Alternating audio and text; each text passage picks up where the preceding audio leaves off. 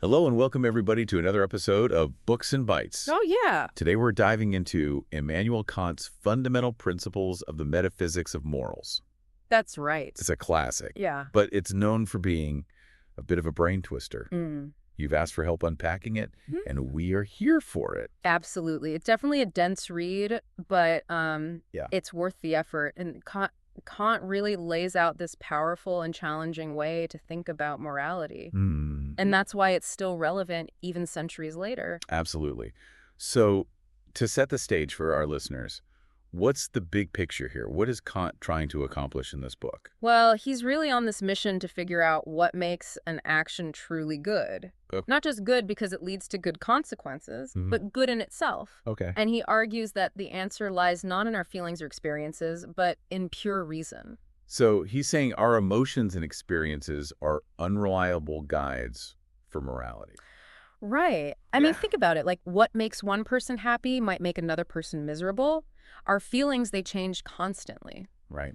Kant wants to find a foundation for morality that's solid, something universal, something that applies to everyone regardless of their circumstances. Okay, I'm intrigued. So how does he go about building this foundation of morality based on reason? He starts by introducing this idea of a goodwill. Okay. He argues that a goodwill is the only thing that is good without qualification. Meaning it's good no matter what, Yeah, even if it doesn't lead to good outcomes. exactly. Wow. Kant even says that things like intelligence, wit, even happiness can be bad if they're not guided by a goodwill. Yeah. You know, like a brilliant person could use their intelligence to manipulate people, for example.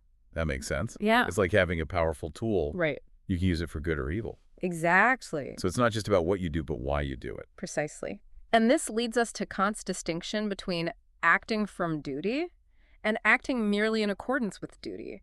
Okay. He argues that only actions done from duty have true moral worth. Okay, and unpack that for me. What's the difference? Okay, so imagine a shopkeeper who always charges his customers fair prices. That's good, right? Yeah, that's a good thing. But what if he's only doing it because he's afraid of getting a bad reputation and losing business? Yeah. In that case, he's acting in accordance with duty, but not from duty. Right. He's not motivated by a genuine respect for the moral law itself. So even if actions are the same, his motivation makes all the difference. Yes.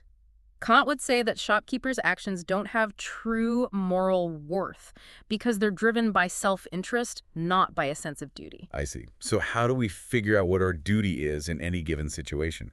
It can't be easy to always disentangle our motives like that. Well, that's where Kant's famous categorical imperative comes in. He gives us a few different formulations of it, but essentially it's like a test for our actions. Okay. It helps us figure out if they're truly morally good. Okay, tell me more. What does this test involve?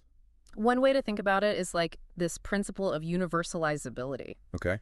Kant says we should only act according to principles that we could rationally will to be universal laws. So if I'm considering lying to get out of trouble, Yeah. I need to ask myself, could I rationally want everyone to lie whenever it's convenient? Exactly. And as Kant points out, if everyone lied all the time, promises would become meaningless. Right. No one would trust anyone. Society would break down.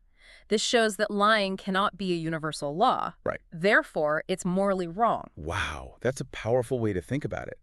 It's not just about what's good for me in the moment, Right. but what would happen if everyone acted that way. Right. And this brings us to another key point. Kant rejects happiness and feelings as a basis for morality. Okay. He argues they're too subjective and unreliable. Yeah. He wants a morality grounded in something solid, universal, and that's reason. I can see why he would say that. Yeah. We all have different ideas about what happiness looks like, and our feelings are constantly changing. So what does he propose instead? Well, he believes that true morality must be based on the categorical imperative, Okay. which stems from our capacity for reason. Right. It's something we can arrive at objectively through logical thought. Okay, I'm starting to get a sense of the framework he's building here. Yeah. But there's one more big piece of the puzzle, right? Yes. Freedom. Ah, yes, freedom.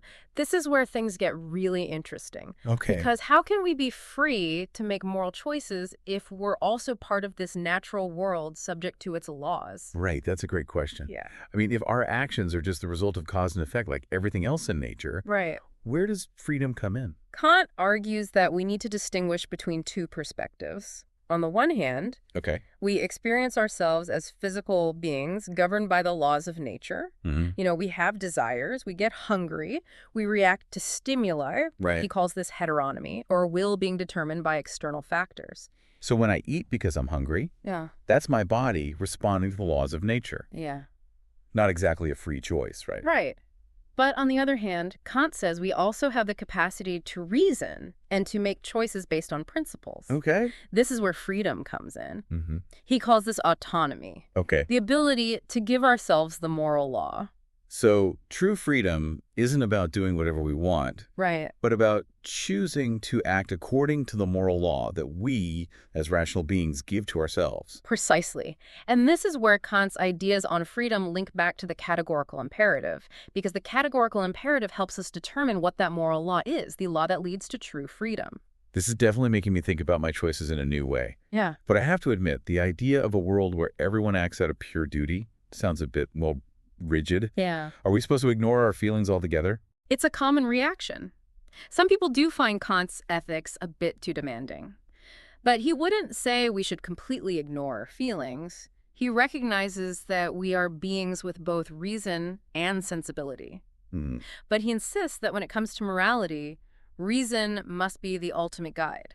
So it's more about making sure our feelings don't completely hijack our moral compass. Exactly. Like we can feel compassion, Yeah, but that shouldn't override our sense of duty to act fairly and justly. exactly. It's about finding that balance between our rational and emotional sides. Okay, I think I'm starting to wrap my head around this. Yeah. So if we're all rational beings capable of giving ourselves the moral law, does that mean we're all equal in some fundamental way? That's a great question, and it leads us to another fascinating concept that we'll explore in the next part of our deep dive.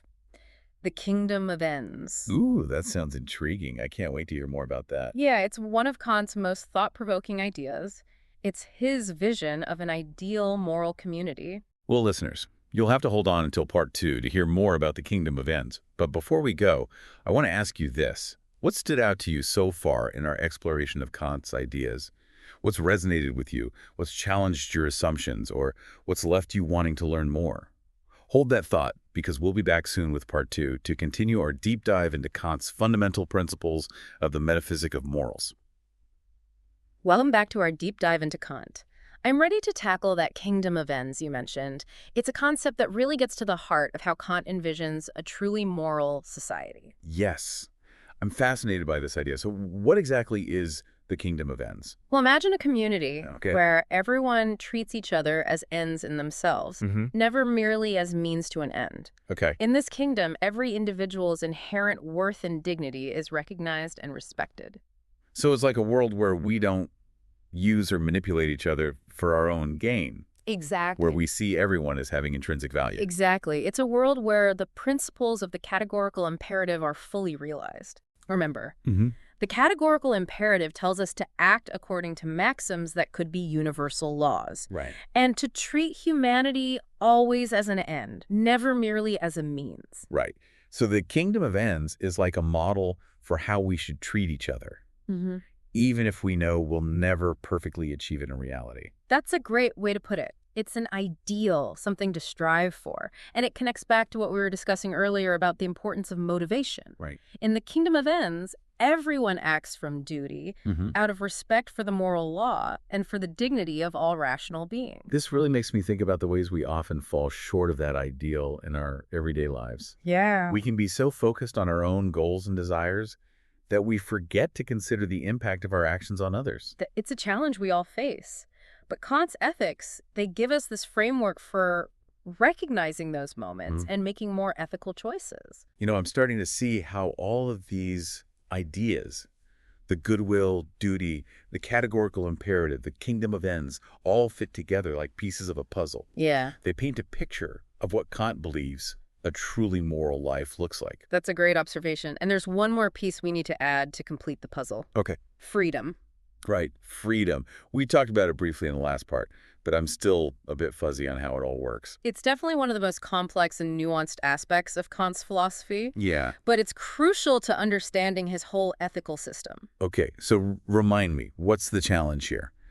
How can we be free to make moral choices if we're also part of the natural world governed by its laws? That's the central question. And Kant argues that we need to think about freedom from two different perspectives. Okay. There's the freedom we experience in the world of appearances, Okay. the world of our senses, where everything seems to be determined by cause and effect. Right, that's what he calls heteronomy. Exactly.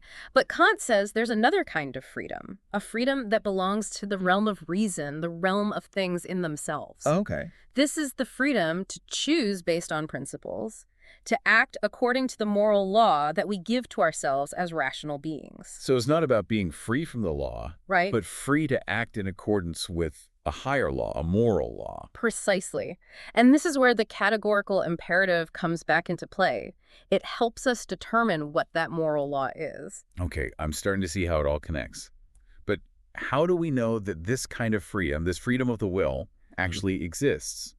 Can we prove it scientifically? That's a great question, and it's one that has puzzled philosophers for centuries. Kant himself admits that we can't empirically prove that freedom exists. So is it all just a leap of faith then? Not quite. Okay. Kant argues that even if we can't provide a theoretical proof for freedom, we must presuppose it in order for morality to make sense. Okay. If we're not truly free, if all our actions are just predetermined, then concepts like responsibility, praise, and blame, they lose all meaning. That's true. If I'm not really choosing my actions, Right. how can I be held accountable for them? Exactly. And our everyday experience tells us that we do make choices, Right. that we deliberate, Yeah. that we struggle with temptation. Yeah. We feel the weight of responsibility. All of these experiences, they point to the reality of freedom. Okay, that makes sense. Uh, So while we may not be able to definitively prove freedom scientifically, yeah. we can see its necessity if we're going to have a coherent understanding of morality. Exactly. And this is one of the most thought-provoking aspects of Kant's philosophy. He forces us to confront the limits of our knowledge and to consider the implications of our own moral experience. You know, reading Kant is a bit like climbing a mountain. It's challenging, Yeah. but the view from the top is incredible. I love that analogy, and I think you hit the nail on the head. Kant's philosophy is demanding, Yeah. but it offers us such a rich and rewarding way to think about what it means to be human. To be a moral agent in the world. Absolutely. And speaking of the world, I'm curious to hear more about how Kant's ideas about morality might apply to the challenges we face today. Can his philosophy help us navigate the complex ethical dilemmas of our modern world? That's a great question, and it's one we'll explore in the final part of our deep dive. Well, listeners, buckle up. We're about to venture into the world of applied Kantian ethics. Stay tuned for part 3, where we'll tackle some of the tough questions about how to live a moral life in the 21st century. Welcome back to our deep dive into Kant's fundamental principles of the metaphysics of morals.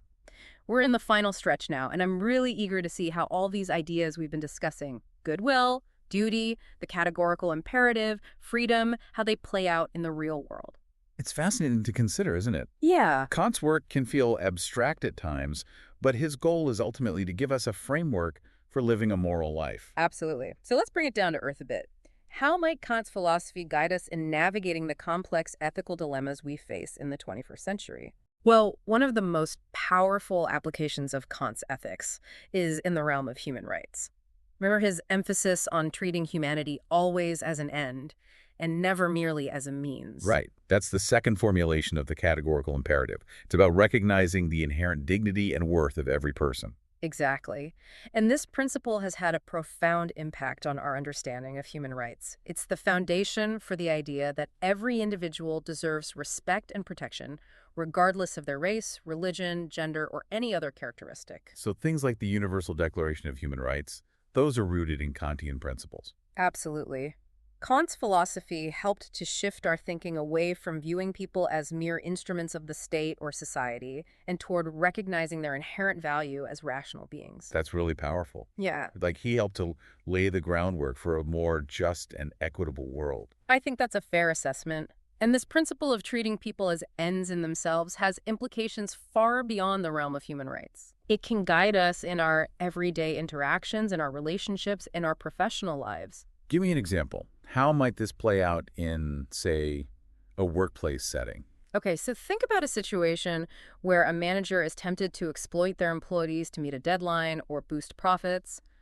A Kantian approach would say that's wrong because it's treating those employees as mere means to the company's ends. It's failing to recognize their own goals and aspirations, Right. their own right to be treated with dignity and respect. Precisely. A Kantian manager would focus on creating a work environment where employees feel valued, where their contributions are recognized, where they have opportunities for growth and development. So it's about seeing the people you work with as individuals, not just cogs in a machine. Exactly. And this principle can be applied to so many other areas of life. How we treat our friends and family, how we engage in political discourse, how we consume media. All of these choices have ethical dimensions, and Kant's philosophy can help us navigate them in a more thoughtful and responsible way. This is really making me think about my own actions and motivations. Mm. It's challenging to always live up to Kant's standards, Yeah. but I think it's worth striving for. I agree. Kant's ethics are demanding, but they also offer a profound sense of purpose and meaning. You know, one thing that really struck me about Kant is his emphasis on the importance of goodwill. Hmm. He argues that it's the only thing that's truly good in itself. It's a foundational concept in his philosophy. And it's a powerful reminder that our intentions matter. Yeah. It's not enough to just do the right thing. We need to do it for the right reasons. So it's not just about the outcome, Right. but about the motivation behind our actions. Exactly. And this connects back to the idea of freedom. For Kant, true freedom lies in choosing to act according to the moral law out of respect for duty. It's about aligning our will with what reason tells us is right. Okay, so it's not about following our whims or desires, Yeah. but about making choices based on a deeper sense of what's right and good. Precisely. And this is where Kant's philosophy can be so inspiring. He believes that we all have the capacity for this kind of moral reasoning, this ability to choose freedom over inclination. So even though we may not always live up to his ideals, we have the potential for moral greatness. That's a beautiful way to put it, and I think that's a message worth holding on to, especially in a world that can often feel chaotic and uncertain. You know, there's a passage from the Fundamental Principles that really captures this sense of hope and possibility. Oh, which one? Kant writes, "Two things fill the mind with ever new and increasing admiration and awe, the more often and steadily we reflect upon them. The starry heavens above me and the moral law within me." That's one of my favorite quotes from Kant. It speaks to the wonder and the beauty of our moral capacity. Right. It reminds us that we're not just physical beings bound by the laws of nature, but also rational beings capable of freedom, reason, and moral acts. It's a powerful image, Mhm. and it leaves me feeling both humbled and inspired. Me too. And I think that's the ultimate gift of Kant's philosophy. It challenges us to think deeply about what it means to be human, to be moral, to live a life worthy of our own inherent dignity and the dignity of all those around us. Well, listeners, this has been an incredible journey through Kant's fundamental principles of the metaphysics of morals. We've covered a lot of ground, from the idea of a good will to the complexities of freedom and the kingdom of ends. Yeah, it's been a pleasure unpacking these ideas with you, and I hope our listeners have found it both illuminating and thought-provoking. I'm sure they have. And as we wrap up this deep dive, I want to leave you with a final thought. Kant's philosophy is not just about abstract theories. It's about living a moral life. It's about making choices, big and small, that reflect our commitment to reason, duty, and respect for the dignity of all persons. So as you go about your day, ask yourself, what would Kant do? How can I apply these principles to my own life, my own relationships, my own work? It's a challenge, but it's also an incredible opportunity to live a more meaningful and ethical life. Thank you for joining us on this deep dive into Kant. Until next time, keep questioning, keep reflecting, and keep striving to make the world a more just and ethical place.